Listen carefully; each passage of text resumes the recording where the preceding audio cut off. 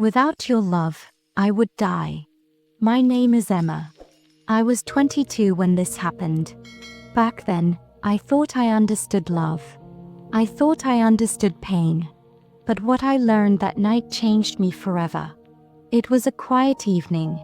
The kind that makes you feel safe. My boyfriend, Noah, and I had just watched a movie together. We sat side by side in the theater, sharing popcorn, laughing at the jokes, and holding hands like we always did. But something felt different. Not in the theater, but after. When we walked to the car, I could feel it, a heavy silence between us. The kind of silence that doesn't feel comfortable anymore.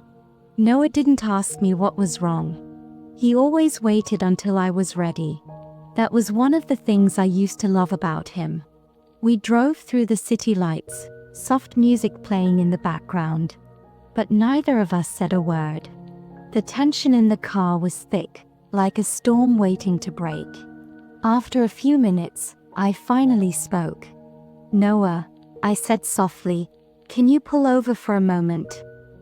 He looked at me with gentle eyes. He didn't ask why. He just nodded and slowly turned the car onto a quiet road near the park. We sat in silence for another moment. I looked out the window, trying to find the right words. My heart was racing, and I hated myself for what I was about to do. I whispered, "I think it's time we end this." Noah didn't speak. He just stared ahead at the empty road. The silence hurt more than I expected. "I'm sorry," I continued. I don't feel the same anymore. I've been pretending, and that's not fair to you. You're an amazing person, Noah. You deserve someone who loves you the way you love me." Still, he said nothing. Then I saw it, a single tear rolling down his cheek. My throat tightened. I wanted him to yell, to argue, to beg me to stay. But he didn't. He just reached into the pocket of his jacket and pulled out a folded piece of paper. Quietly, he handed it to me. I took it slowly, confused, but before I could ask what it was, everything changed. A loud sound filled the night. Screeching tires. Headlights flashing. And then, impact. A car had come out of nowhere. A drunk driver, speeding, out of control. The next thing I remember was darkness. I woke up to a beeping sound. It was soft at first, then louder. I felt a sharp pain in my head, my arms, my legs. My body was sore, like I had fallen from the sky. Slowly, I opened my eyes. White walls. A hospital bed. A tube in my arm. Machines next to me, blinking. A nurse noticed I was awake and rushed to call someone. Then I remembered. The crash. The lights. Noah. Panic filled my chest.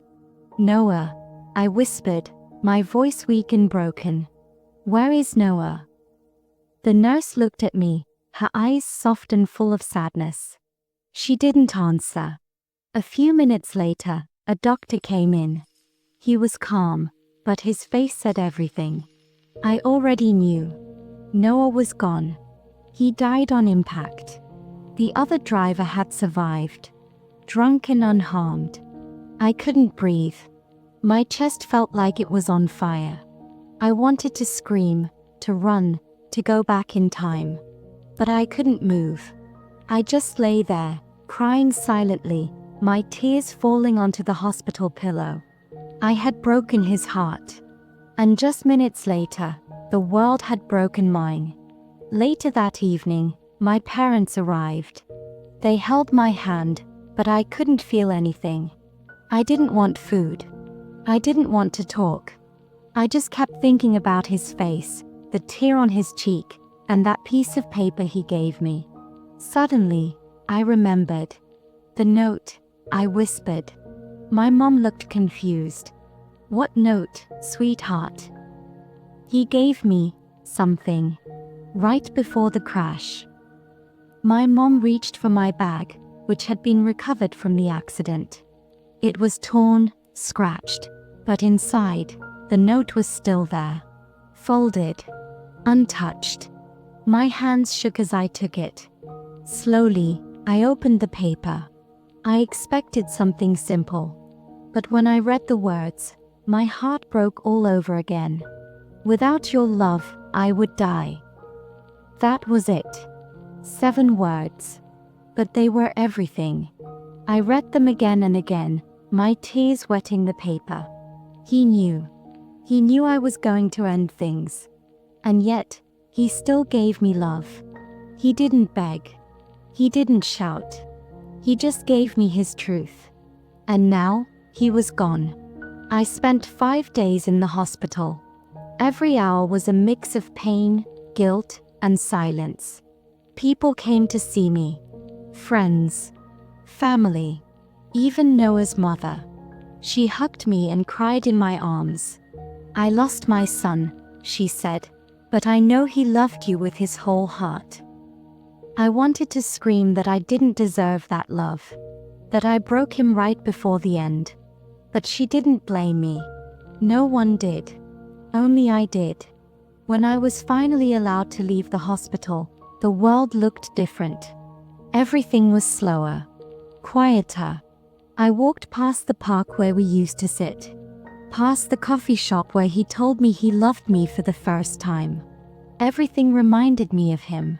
I held on to the note like it was the last piece of him I had. Because it was.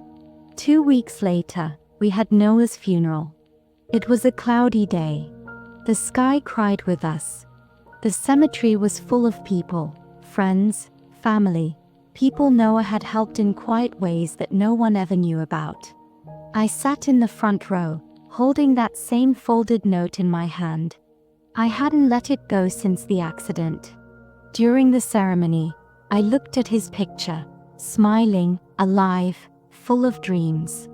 The boy who had loved me with all his heart, even when I didn't love him the same way anymore. When the pastor finished speaking, people came up to say goodbye. Some left flowers. Some whispered prayers. I stayed until the very end. And then, slowly, I walked up to his grave. I bent down and placed the note on top of the wooden casket. "I'm sorry," I whispered. I was going to walk away, but I never stopped caring. I didn't understand how deep your love was. But I do now. I'll never forget you, Noah. Never. I stood there for a long time. Until the wind picked up and someone gently took my arm to help me leave.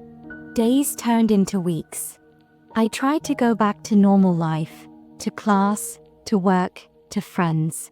But everything felt empty. People said kind things. Time heals, they told me. He's in a better place. But none of that helped. What helped was the memory of his love. His calm voice. His patience.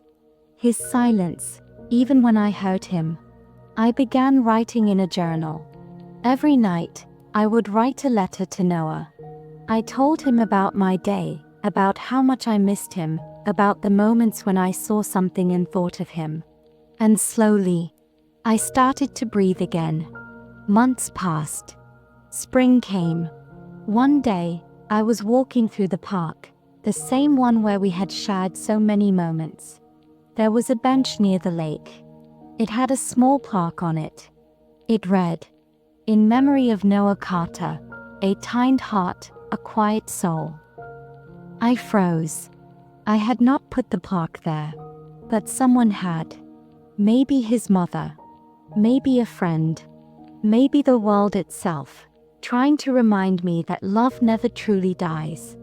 I sat down on the bench and smiled through tears. "Noah," I whispered, "you're still here, aren't you?"